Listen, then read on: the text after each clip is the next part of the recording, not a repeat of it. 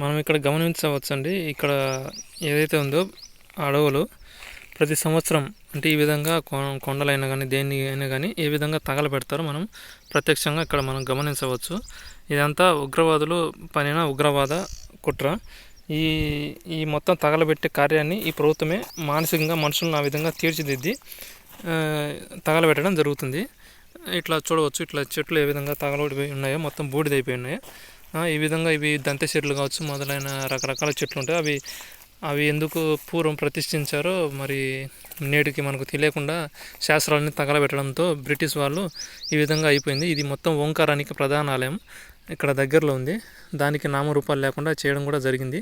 ఇప్పటికి కూడా దాడులు జరుపుతూ ఉన్నారు ప్రభుత్వము. ఈ ప్రభుత్వం మన శాస్త్రం చదువుకున్న ఏదైతే రాక్షసులు ఉన్నారో ఆ రాక్షసులకు సంబంధించింది ఈ ప్రభుత్వం వ్యవస్థలు. ఇదే మనం ఇక్కడ గమనించవచ్చు. ఏ విధంగా ఇక్కడ పుట్ట కూడా ఉన్నట్టుంది, ఏ విధంగా తగలబడిపోయిందో. మొత్తం ఈ నాశనం ఏదైతే జరుగుతుందో ఇది ప్రభుత్వమే దగ్గరుండి బాధ్యత తీసుకోవాలి. ఈ బాధ్యత ఎందుకు తీసుకుంటుందంటే అది తగలబెట్టేది అదే వాళ్ళ దగ్గర పోయి మనం చెప్పడం అంటే అది మనం ఏమనాలో మనకు తెలియదు. కానీ ఎటు చూసినా కానీ ఈ రాజ్యాంగమే ఈ నాశనంకి ఒడిగడుతుంది. కాబట్టి ఈ రాజ్యాంగాన్ని రద్దు చేయాలని కోరుతూ ఈ సందర్భంగా ప్రజలందరికీ పిలుపుని ఇవ్వడం జరుగుతుంది.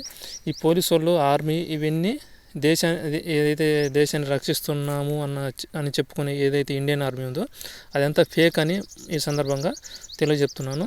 ఆ ఆర్మీ అనేది అందులో పనిచేసే జవాన్లను కూడా పచ్చి బానిసలుగా మార్చి చిత్రహింసలకు గురి చేస్తుంది.